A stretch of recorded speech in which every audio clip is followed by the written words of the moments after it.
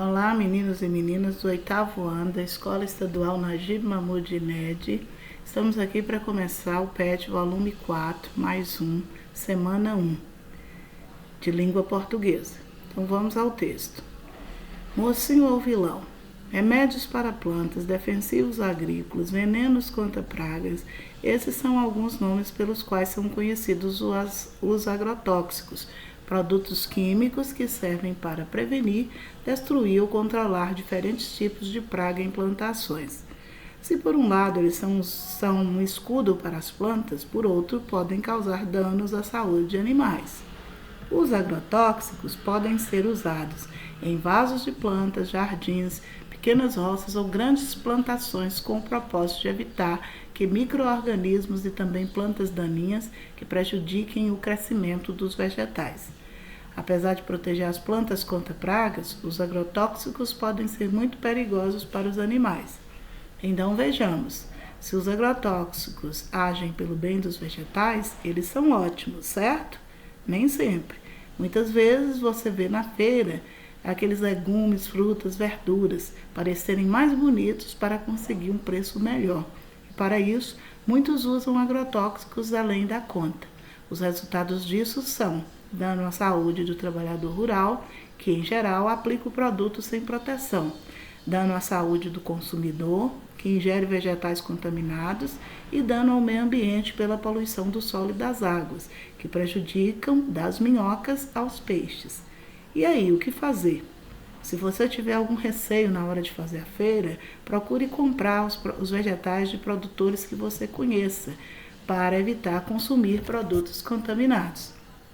Outra opção é comprar produtos identificados na embalagem como orgânicos. Essa denominação é garantia de que não são produzidos com o uso de agrotóxicos. É melhor prevenir. Então, esse é um texto tirado da revista científica Ciência Hoje, que é dedicada ao público infanto-juvenil.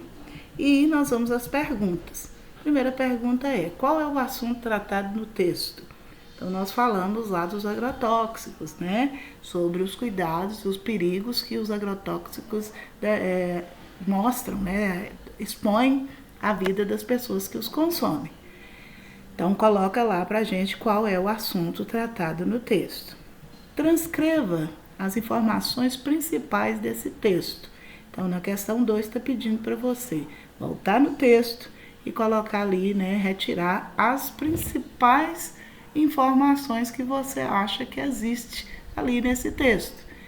Tem informações lá sobre o que são os agrotóxicos, como prevenir, como resolver esse problema, certo? Então vá lá, leia com atenção que você consegue descobrir essas informações principais. No segundo texto, nós temos um texto aqui chamado Brasil do Sambaqui.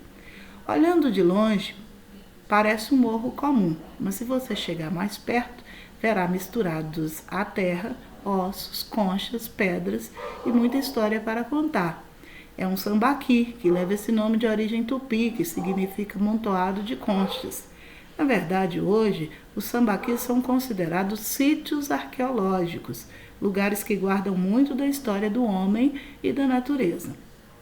Antes de os portugueses chegarem ao Brasil, e até mesmo antes de os índios que eles encontraram em nossas terras habitarem o litoral, viviam próximo às praias um povo que hoje conhecemos como sambaquieiros. Eles ganharam esse nome porque construíram os grandes amontoados de conchas e outros materiais que hoje chamamos de sambaquis. Ali também enterravam seus mortos, acendiam fogueiras e faziam uma espécie de cerimônia de despedida para os que partiam. Então, para a gente entender um pouquinho melhor o que é o sambaqui, eu separei aqui um vídeo que nós vamos assistir agora. É um vídeo curtinho, então, só para a gente ilustrar melhor o que foi dito no texto. Então, temos aqui o vídeo chamado Homens dos Sambaquis. Tudo indica que os povos que habitaram o litoral do Brasil antes dos tupis viviam do mar e da pesca. Eram os homens dos sambaquis que ocuparam a nossa costa durante alguns milhares de anos. Sambaqui vem do tupi tamba, que quer dizer concha, monte amontoado. Alguns dos montes de conchas construídos por esses povos chegam a medir 800 metros de comprimento e 30 metros de altura. A análise de crânios e esqueletos mostra que o povo dos sambaquis era de baixa estatura, cerca de 1,60 m para os homens e 1,50 m para as mulheres. Nos diferentes sítios arqueológicos em que são encontrados, os fósseis indicam estágios culturais variados. No Rio Grande do Sul, por exemplo, foram encontradas esculturas em pedra muito refinadas, o que não se vê em Santos. Ao longo da história, parte dos sambaquis foi submersa e parte foi destruída pelos primeiros colonizadores para fabricar argamassas e cal. Ainda hoje é possível encontrar esse material nas paredes de antigos edifícios de Santos. Na região, há remanescentes de 16 sambaquis. Acredita-se que seus povos tenham sido exterminados ou aculturados pelos tupis cerca de 1000 anos atrás.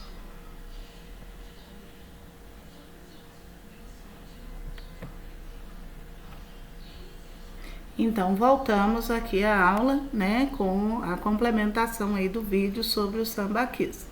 Pergunta de número 1 pediu: observe os trechos abaixo e classifique-os em informações principais ou informações secundárias. Então, pediu aí, né, na letra A, deu a seguinte frase: um sambaqui que leva esse nome de origem tupi, que significa amontoados de conchas. Você vai interpretar e dizer o seguinte: esse texto, ele faz parte de uma informação primordial, principal no entendimento do texto, ou é uma informação secundária? O que é informação principal? Básica, né? Que não se pode tirar. O que é informação secundária? Aquela que não tem tanta importância assim, que poderia ser retirada do texto sem comprometer o entendimento. Então, você vai fazer isso na 1, na letra A, na B, cuja frase é: hoje os sambaquis são considerados sítios arqueológicos. Você vai entender aí, né, e interpretar e decidir se essa informação é uma informação principal ou secundária. Na letra C, nós temos lugares que guardam muito da história do homem e da natureza.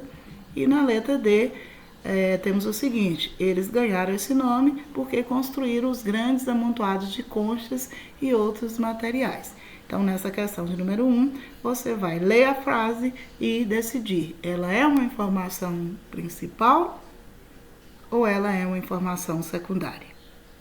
Na questão de número 2, pediu: retire do texto as palavras-chave e escreva-as abaixo.